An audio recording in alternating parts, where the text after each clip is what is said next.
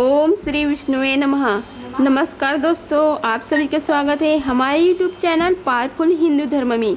अब तक हमने आषाढ़ मास में कथा अध्याय 1 से लेकर कथा अध्याय 7 का रसपान किए हैं। आज हम आप सभी को कथा अध्याय 8 का रसपान कराएंगे, जिसमें वर्णन है सती का देह त्याग और दक्ष यज्ञ का विध्वंस। आइए रसपान करते हैं कथा का। भीष्म जी ने पूछा, हे ब्राह्मण, दक्ष कन्या सती तो बड़ी शुभ लक्षण थी। उन्होंने अपने शरीर का त्याग क्यों किया तथा भगवान रुद्र ने किस कारण से दक्ष के यज्ञ का विध्वंस किया? पुलस्त जी ने कहा, भीष्म, प्राचीन काल की बात है। दक्ष ने गंगा द्वार में यज्ञ किया। उसमें देवता, असुर, पितर और महर्षि सब बड़ी प्रसन्नता के साथ पधारे। इंद्र सहित देवता, नाग, यक्ष, गरुड़, लताएं, औषध्या, कश्यप, भगवान अत्रि, पुलह, क्रतु, प्रचेतस, अंगिरा तथा महातपस्वी वशिष्ठ जी भी उपस्थित हुए। वहाँ सब ओर से बारंबार वेदी बनाकर उसके ऊपर चतुर्होत्री की स्थापना हुई। उस यज्ञ में महर्षि वशिष्ठ होता, अंगिरा, अधर्व्यु, बृहस्पति, उद्दांता तथा नारद जी ब्रह्म हुए। जब यज्ञ कर्म आरंभ हुआ और अग्नि में हवन होने लगा, उस समय तक देवताओं के आने का क्रम जारी रहा। स्थावर और जगम सभी प्रकार के प्राणी वहां उपस्थित थे। इसी समय ब्रह्म जी अपने पुत्र के साथ आकर यज्ञ के सभासद हुए तथा साक्षात भगवान नारायण भी यज्ञ की रक्षा के लिए वहां पधारे। 8 वसु, 12 आदित्य, दोनों अश्विन कुमार, 49 मारुद्रगढ़ तथा 14 मनु भी वहां आए थे। इस प्रकार यज्ञ होने लगा। अग्नि में आहुतियाँ पड़ने लगी। वहाँ भक्ष्य भोज्य सामग्री का बहुत ही सुंदर और भारी दान बाट था। ऐश्वर्य की पराकाष्ठा दिखाई देती थी। चारों ओर से 10 योजन भूमि यज्ञ के समारोह से पूर्ण थी। वहाँ एक विशाल वेदी बनाई गई थी, जहाँ सब लोग एकत्रित थे। शुभ लक्षणा सती ने इन सारे आयोजनों को देखा और यज्ञ में आए हुए इंद्र आदि संपूर्ण देवताओं को लक्ष्य किया। इसके बाद वे अपने पिता से विनय युक्त वचन बोली। सती ने कहा, हे पिताजी, आपके यज्ञ में संपूर्ण देवता और ऋषि पधारे हैं। देवराज इंद्र अपनी धर्मपत्नी सची के साथ ऐरावत पर चढ़कर आए हैं। पापियों का दमन करने वाला तथा धर्मात्माओं के रक्षक परम धर्मिष्ठ यमराज भी धूमो वर्ण के साथ दृष्टि गोचर हो रहे हैं। जल जंतुओं के स्वामी वरुण देव अपनी पत्नी गौरी के साथ इस यज्ञ मंडप में सुशोभित हैं। यक्षों के राजा कुबेर भी अपनी पत्नी के साथ आए हैं। देवताओं के मुख्य स्वरूप अग्निदेव ने भी यज्ञ मंडप पे पदार्पण किया है। वायु देवता अपने 49 गणों के साथ और लोक पावन सूर्य देव अपनी भार्या संज्ञा के साथ पधारे हैं। महान यशस्वी चंद्रमा भी सपत्नी आए हैं। 8 वसु और दोनों अश्विन कुमार भी उपस्थित हैं। इनके सिवा वृक्ष, वनस्पति, गंधर्व, अप्सराएं, विद्याधर, भूतों के समुदाय, वेताल, यक्ष, राक्षस, भयंकर कर्म करने वाले पिशाच तथा दूसरे प्राणधारी जीव भी यहाँ मौजूद है। भगवान कश्यप शिष्यों सहित वशिष्ठ जी, पुलस्त्य, पुलह, सनकादिक महर्षि तथा भूमंडल के समस्त पूर्णात्मा राजा यहाँ पधारे हैं। अधिक क्या कहूँ, ब्रह्म जी की बनाई हुई सारी सृष्टि ही यहाँ आ पहुँची है। ये हमारी बहनें हैं, ये भजने हैं और ये बहनोई हैं। ये सब की सब अपनी अपनी स्त्री, पुत्र और बंधाओं के साथ यहाँ उपस्थित दिखाई देते हैं। अपने दान मानादिक के द्वारा इन सब का यथावत सत्कार किया है। केवल मेरे पति भगवान शंकर ही इस यज्ञ मंडप पे नहीं पधारे हैं। उनके बिना यह सारा आयोजन मुझे सुना सही जान पड़ता है। मैं समझती हूँ आपने मेरे पति को निमंत्रित नहीं किया है। निश्चय ही आप उन्हें भूल गए हैं। इसका क्या कारण है, मुझे सब बातें बतलाइए। पुलस्त जी कहने लगे कि हे प्रजापति, दक्ष ने सती के वचन सुने। सती उन्हें प्राणों से भी बढ़कर प्रिय थी। उन्होंने पति के स्नेह में डूबी हुई परम सौभाग्यवती पतिव्रता सती को गोद में बिठा लिया और गंभीर होकर कहा, बेटी सुनो, जिस कारण से आज मैंने तुम्हारे पति को निमंत्रित नहीं किया है वह सब ठीक ठीक बतलाता हूँ। वह अपने शरीर में राख लपेटते रहते हैं, त्रिशूल और दंड लिए नंग दंडंग सदा शमशान भूमि में ही विचार करते हैं। व्याघ्र चमड़ा पहनते हैं और हाथी का चमड़ा ओढ़ते हैं।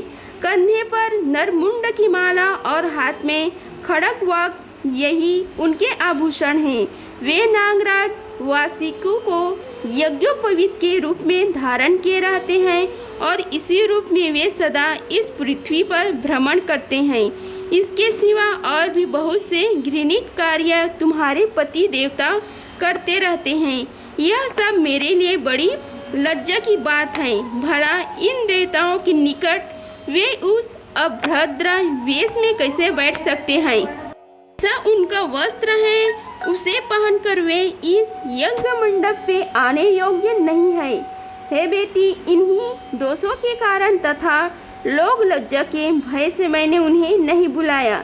जब यज्ञ समाप्त हो जाएगा तब मैं तुम्हारे पति को ले आऊँगा और त्रिलोकी की मैं सबसे बढ़ चढ़कर उनकी पूजा करूँगा, साथ ही तुम्हारा भी यथावत सत्कार करूँगा। अतः इसके लिए तुम्हें खेद या क्रोध नहीं करना चाहिए।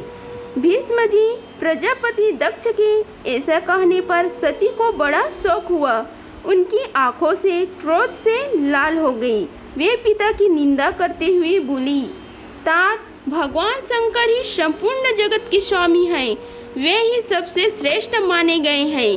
समस्त देवताओं को जो ये उत्तमोत्तम स्थान प्राप्त हुए हैं वे सब परम बुद्धिमान महादेव जी के ही दिए हुए हैं।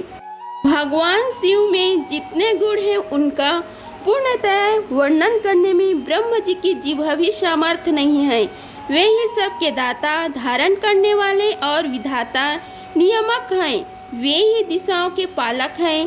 भगवान रुद्र के प्रसाद से ही इंद्र को स्वर्ग का आधिपत्य प्राप्त हुआ है। यदि रुद्र में देवत्व है, यदि वे सर्वत्र व्यापक और कल्याण स्वरूप है, तो इस सत्य के प्रभाव से शंकर जी आपके यज्ञ का विध्वंस कर डाले। इतना कहकर सती योगस्थ हो गई। उन्होंने ध्यान लगाया और अपने ही शरीर से प्रकट हुई अग्नि के द्वारा को भस्म कर दिया। उस समय देवता, असुर, नाग, गंधर्व और गुहकक यह क्या है, यह क्या है कहते ही रह गए। किंतु क्रोध में भरी हुई सती ने गंगा के तट पर अपने देह का त्याग कर दिया।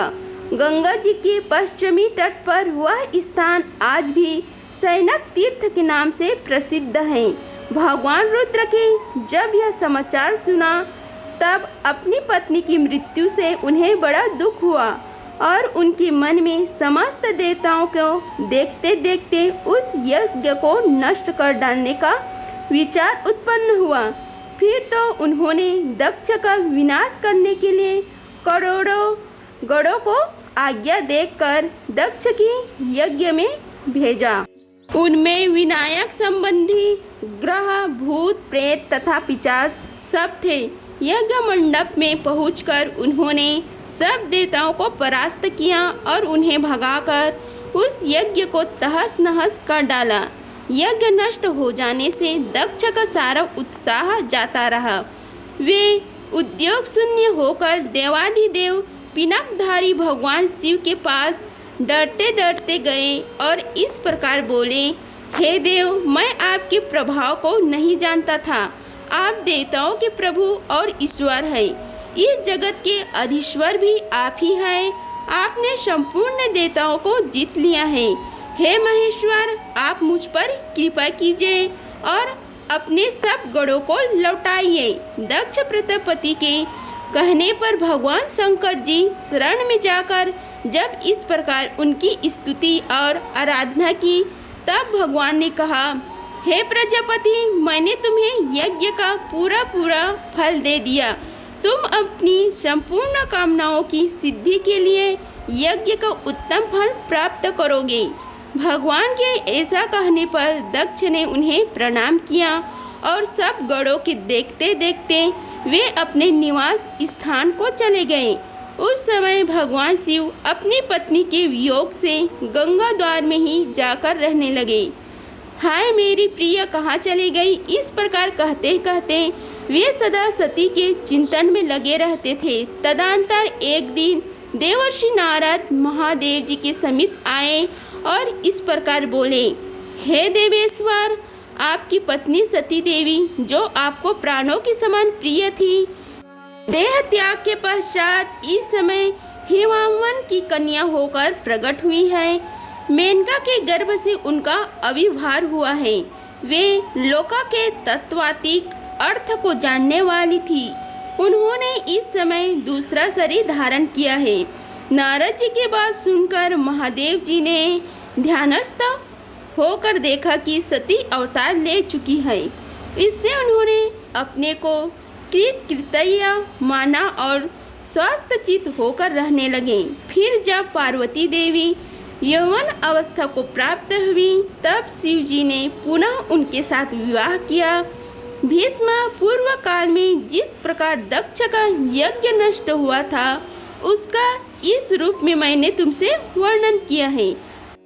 इस माह में भगवान विष्णु की उपास रखते हैं और उनकी विधि पूर्वक पूजा करते हैं तो आपकी सभी मनोकामनाएं पूर्ण होती हैं। साथ ही आपके घर में धन धान्य में भी वृद्धि होती है। इस पवित्र माह में भगवान विष्णु की कृपा प्राप्त करने के लिए आप अनेक उपाय कर सकते हैं। आइए आपको उस उपाय के बारे में बताते हैं। इस पवित्र महीने में विष्णु भगवान की विष्णु सहस्त्र नाम का पाठ भगवान विष्णु के 1000 नामों का समावेश करने वाले विष्णु सहस्त्र नाम इस व्रत का विशेष मंत्र माना जाता है। तुलसी पूजा, दान पुण्य, भगवान विष्णु के मंदिर में दर्शन, व्रत कथा का श्रवण करना, सोमवार और एकादशी के योग में श्री विष्णु के साथ ही करें। शिवलिंग की भी पूजा, बिलपत्र चढ़ाए। एकादशी पर स्नान के बाद भगवान विष्णु की प्रतिमा के सामने बैठकर व्रत और पूजा करने का संकल्प लेना चाहिए। इस तिथि पर व्रत करने वाले भक्त को दिन भर अन्न ग्रहण नहीं करना चाहिए।